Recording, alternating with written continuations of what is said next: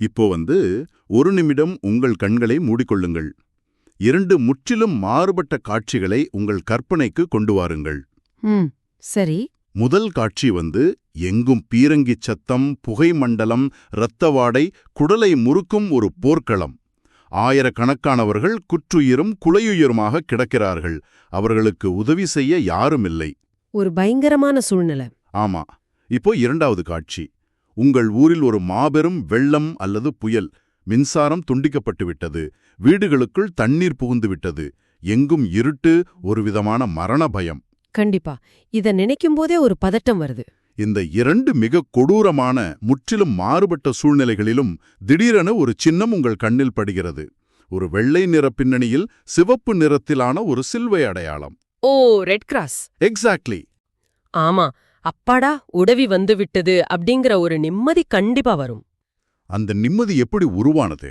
போர்க்களத்தின் மரண ஓலங்களுக்கு மத்தியிலும் இயற்கையின் கோர தாண்டவங்களுக்கு நடுவிலும் எப்படி ஒரு அமைப்பால் மட்டும் தொடர்ந்து நம்பிக்கையின் ஒளியாக செயல்பட முடிகிறது?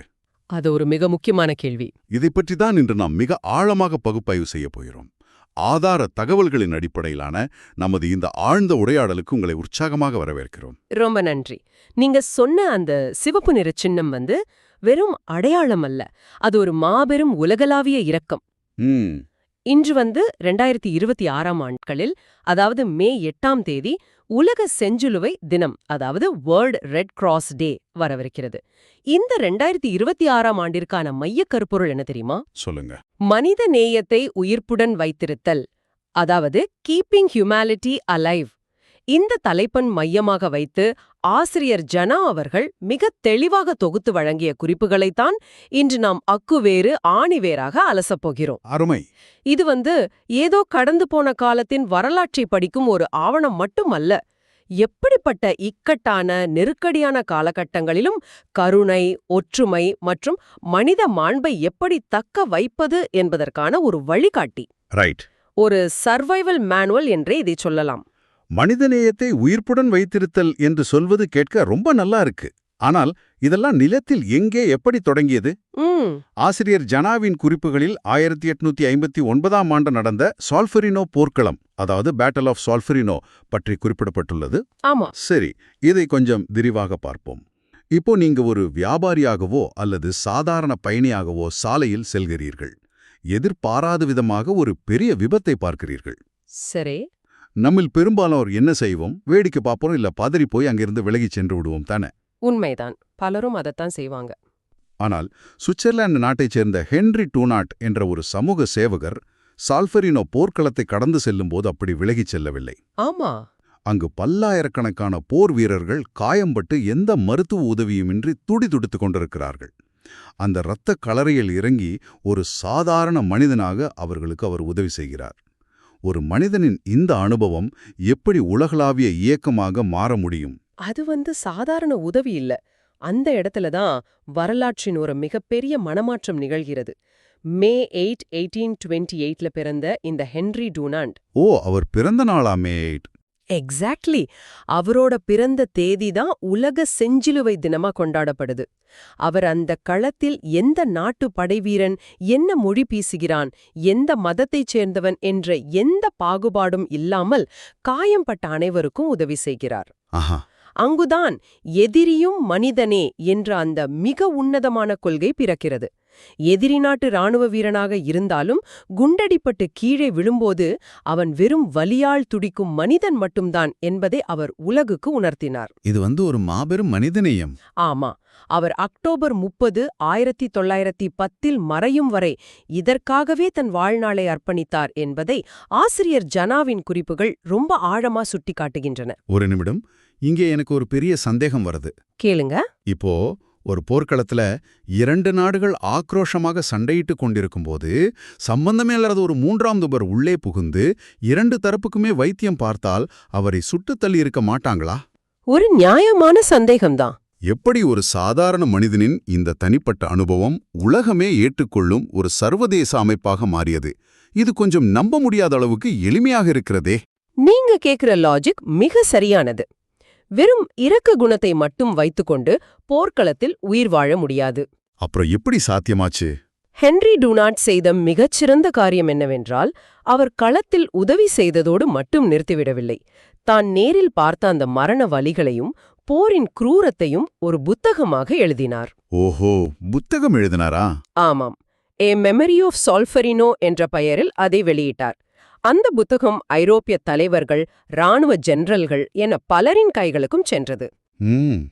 அந்த புத்தகம் ஒரு விஷயத்தை மிக தெளிவாக உடைத்துக் காட்டியது. போர் என்பது வீரம் அல்ல, அது ஒரு மாபெரும் மருத்துவ பேரிடர். நாடுகள் சண்டையிட்டுக் கொள்ளலாம், ஆனால் காயம்பட்டவர்களுக்கு சிகிச்சை அளிக்க ஒரு நடுநிலையான அமைப்பு உலகிற்கு தேவை என்பதை ஆணித்தரமாக வாதித்தார். ஓஹோ, அப்படியானால் அவர் வெறும் விழிப்புணர்வை மட்டும் ஏற்படுத்தவில்லை, அதற்கான ஒரு செயல் வடிவத்தையும் முன்வைத்தார்னு சொல்றீங்க. சரியாக புரிந்து கொண்டீர்கள்.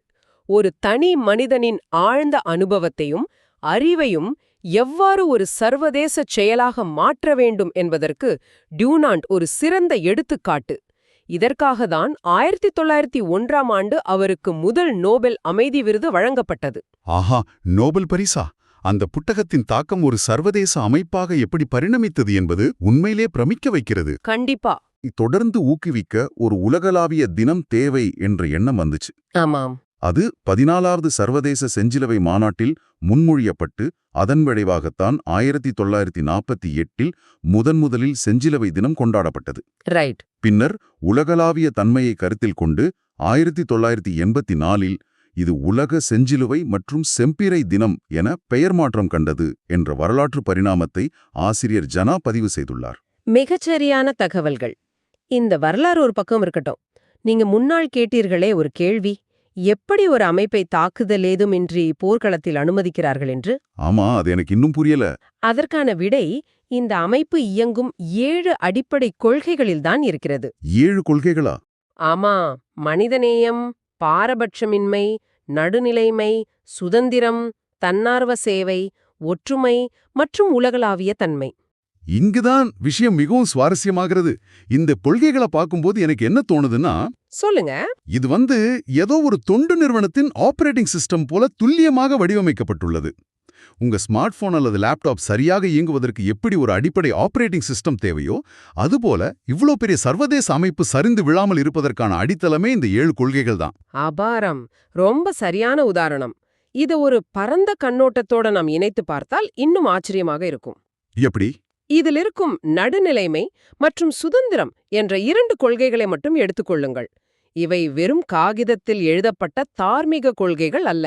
அப்புறம் இவை போர்க்களங்களில் பிற அமைப்புகள் செல்ல முடியாத இடங்களுக்கு சென்று உதவி செய்ய எப்படி உதவுகின்றன என்பதை பார்க்கணும். அதாவது இவை தொண்டர்களை உயிரோடு காப்பாற்றும் உத்திகள். ஓ, சர்வைவல் மெக்கானிசம்ஸ். எக்ஸாக்ட்லி. ஒரு போர் நடக்கும்போது செஞ்சிலுவை அமைப்பு எந்த தரப்பு நியாயமானது என்றோ யார் குற்றவாளி என்றோ அரசியல் பேசாது. அவர்கள் எந்த நாட்டு இராணுவத்தின் கட்டுப்பாட்டிலும் இயங்க மாட்டார்கள். முற்றிலும் சுதந்திரமாக செயல்படுவார்கள். அதாவது இன்று இவர்கள் எதிரி நாட்டு வீரனுக்கு சிகிச்சை அளிக்கிறார்கள் என்றால், நாளை நம் நாட்டு வீரனுக்கும் இவர்கள் எந்த பாகுபாடும் இல்லாமல் சிகிச்சை அளிப்பார்கள் என்ற உத்தரவாதம் அந்த நடுநிலைமையில் இருக்கிறது. அதான் உண்மை. அதனால் எந்த இராணுவமும் இவர்களை தாக்குவதில்லை. இது உண்மையிலே ஒரு பிரில்லியண்டான உத்தி. சரி, இதெல்லாம் சர்வதேச அளவில் நடப்பது. இந்த உலகளாவிய ஆபரேட்டிங் சிஸ்டம் நம் இந்தியாவில், நம் ஊரில் எப்படி செயல்படுகிறது? அதற்கும் ஆசிரியர் ஜனாவின் குறிப்புகளில் தெளிவான தகவல்கள் உள்ளன.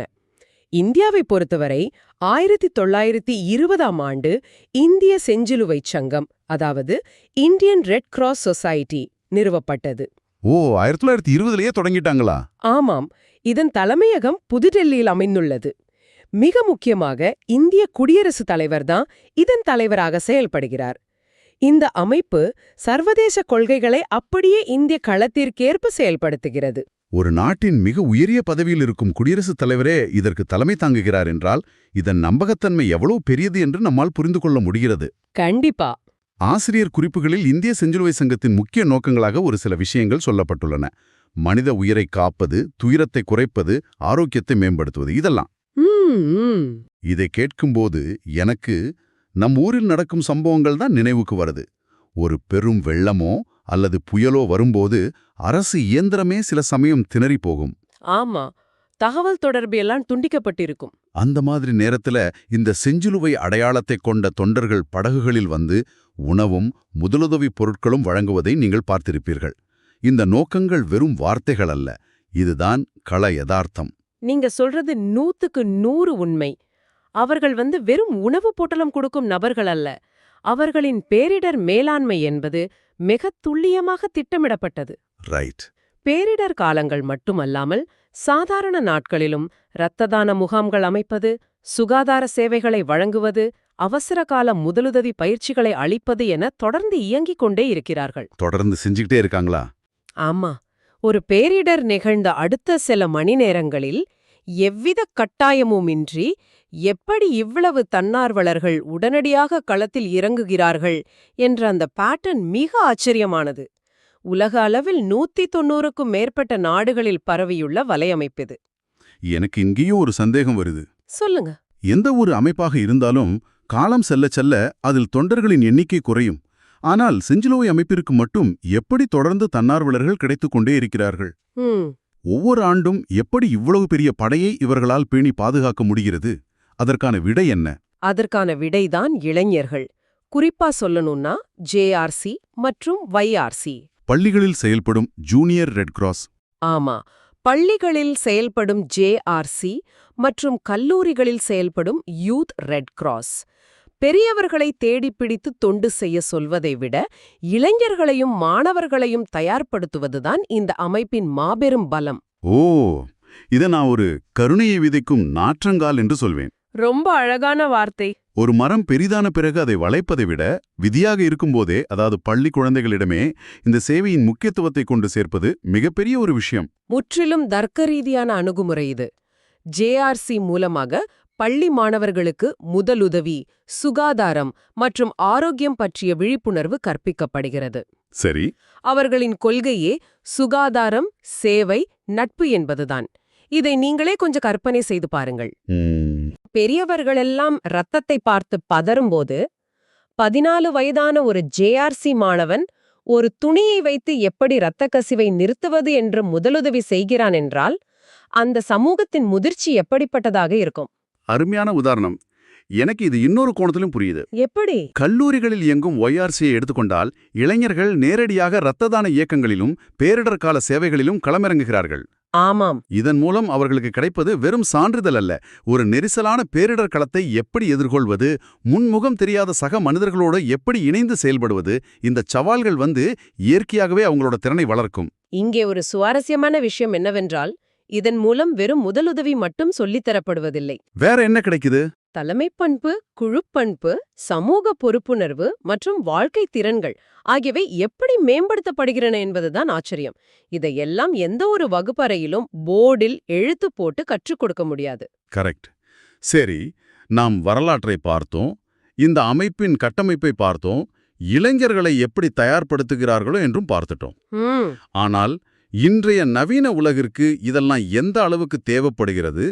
நாம் இளைஞர்களை தயார்படுத்திவிட்டோம், ஆனால் இன்றைய உலகம் எத்தகைய சவால்களை சந்திக்கிறது? 1859 நடந்த போரை விட இன்றைய காலகட்டம் வித்தியாசமானது இல்லையா? ரொம்பவே வித்தியாசமானது. எனவே இதற்கெல்லாம் என்ன அர்த்தம்? இது தகவல் தொழில்நுட்ப யுகம். இன்று நாம் ஆயுதங்களை ஏந்திய எதிரிகளோடு மட்டும் களத்தில் சண்டையிடவில்லை. ஆமா, இயற்கையோடும் வைரஸ்களோடும் போராடுகிறோம். ஆசிரியர் ஜனாவின் குறிப்புகள் இன்றைய காலத்தின் தேவையையும் மிக தெளிவாக சுட்டிக்காட்டுகின்றன. சரிதான். கண்ணுக்கு தெரியாத வைரஸ்களால் உருவான பெருந்தொற்று ஒட்டுமொத்த உலகையும் எப்படி வீட்டுக்குள் முடக்கி போட்டது என்பதை நாம் நேரில் பார்த்தோம். அதுபோக பருவநிலை மாற்றத்தால் இயற்கை பேரிடர்கள் அதிகரித்துள்ளன. சமூக சமநிலையின்மை நிலவுகிறது. இது ஒரு முக்கியமான கேள்வியை எழுப்புகிறது. இவ்வளவு சவால்கள் இருக்கும்போது இந்த டிஜிட்டல் யுகத்தில் நாம் ஒவ்வொருவரும் ஏதோ ஒரு திரைக்கு பின்னால் தனிமைப்படுத்தப்பட்டு வருகிறோம். உண்மைதான். பக்கத்து வீட்டில் யார் இருக்கிறார்கள் என்று கூட தெரியாத அளவுக்கு ஒரு சமூக இடைவெளி உருவாகிவிட்டது. இந்த தகவல் பெருக்க யுகத்தில் ஒரு நெருக்கடி வரும்போது சமூக ஒற்றுமையை எப்படி பேணுவது? அது மிக முக்கியமான புள்ளி. ஏதோ அரசாங்கம் பார்த்துக்கொள்ளும் அல்லது யாரோ ஒரு மருத்துவ குழு வந்து காப்பாற்றும் என்று நாம் ஒதுங்கி நிற்க முடியாது. கண்டிப்பா முடியாது. மனிதனே மனிதன் காப்பதே உயர்ந்த சேவை என்ற ஆசிரியர் ஜனாவின் குறிப்பு இங்கதான் ஞாபகத்துக்கு வருது. தன்னார்வ சேவை என்பது ஒருவருக்கு ஒருவர் செய்யும் வெறும் பொருளுதவி அல்ல. அது மனிதர்களை ஒருவரோடு ஒருவர் உணர்வுபூர்வமாக இணைக்கும் சங்கிலி. அந்த சங்கிலி அறுந்துவிடாமல் இருக்கத்தான் 2026ஆம் ஆண்டின் செஞ்சிலுவை தின மையக் கருப்பொருளான மனித நேயத்தை உயிர்ப்புடன் வைத்திருத்தல் என்பது ஒரு மந்திரமாக ஒலிக்கிறது. உண்மையாகவே 1859ல சால்ஃப்ரீனோ போர்க்களத்தில் அந்த மரண ஓலைங்களுக்கு நடுவே ஹென்றி டுனான் தனியாளாக தொடங்கிய ஒரு சிறு பொறி இன்று எப்படி ஒரு மாபெரும் ஆபரேட்டிங் சிஸ்டமாக உலகை இணைக்கிறது என்பதை மிக விரிவாக பார்த்துவிட்டோம். ஆமாம். செஞ்சிலுவை இயக்கம் உருவான விதம், அதன் முதுகெலும்பாக விளங்கும் 7 அடிப்படை கொள்கைகள், இந்திய செஞ்சிலுவை சங்கத்தின் களப்பணிகள் மற்றும் JRC, YRC என் அனைத்து பரிமாணங்களையும் ஆசிரியர் ஜெனாவின் குறிப்புகளிலிருந்து அலசியுள்ளோம். இந்த உரையாடலை நிறைவு செய்வதற்கு முன் உங்களுக்கு ஒரு ஆழமான கேள்வியை விட்டு செல்ல விரும்புகிறோம். இந்த ஆவணம் முழுவதிலும் ஒரு விஷயத்தை திரும்ப திரும்ப பார்த்தோம். ஆதாரங்கள் எந்த பாகுபாடும் இல்லாமல் உதவுவதை பற்றி பேசுகின்றன. எதிரியும் மனிதனே என்று அவர்கள் போர்க்களத்தில் நிரூபித்திருக்கிறார்கள். சரி. இப்போது நீங்களே உங்களை கேட்டுக்கொள்ளுங்கள். இந்த நடுநிலைமை மற்றும் பாகுபாடற்ற கருணை என்ற செஞ்சிலுவையின் கொள்கைகளை வெறும் போர்க்களங்களிலோ அல்லது புயல் வரும்போதோ மட்டும்தான் நாம் பயன்படுத்த வேண்டுமா? மிகச் சிறப்பான சிந்தனை இது. இன்று நம்முடைய அன்றாட வாழ்வை யோசித்து பாருங்கள். குறிப்பாக சமூக வலைத்தளங்களில் சின்ன சின்ன கருத்து வேறுபாடுகளுக்காக நாம் எவ்வளவு பிளவுபட்டு கிடக்கிறோம். இந்த சாதாரண தினசரி வாழ்க்கையில் செஞ்சிலுவை அமைப்பு காட்டும் அந்த நடுநிலைமை மற்றும் பாகுபாடற்ற கருணையை நாம் பயன்படுத்தினால் என்ன நடக்கும்? ஆஹா! எதிர்கருத்து உடையவரையும் முதலில் ஒரு சகமனிதனாக மதித்து இந்த கருணையை காட்டினால் அது நம் சமூகத்தில் எத்தகைய மாபெரும் மாற்றத்தை ஏற்படுத்தும்? அதைவிட ஒருபடி மேலே போய் யோசித்தால், அப்படி சக மனிதனை எந்த பாகுபாடும் இன்றி நேசிப்பது மட்டும்தான் மனித நேயத்தை உண்மையாக முழுமையாக உயிர்ப்புடன் வைத்திருக்கும் செயலாக இருக்க முடியும் அல்லவா? 100க்கு 100 உண்மை. உங்களை இந்த ஆழ்ந்த, சற்று சவாலான சிந்தனையோடு விட்டுவிடுகிறோம். இந்த அறிவார்ந்த தேடலையும் சமூகத்தை புரிந்து கொள்ளும் பயணத்தையும் தொடர்ந்து முன்னெடுங்கள். மற்றொரு சுவாரஸ்யமான ஆவணத்தின் ஆழமான பகுப்பாய்வில் நாம் மீண்டும் இணைவோம். நன்றி.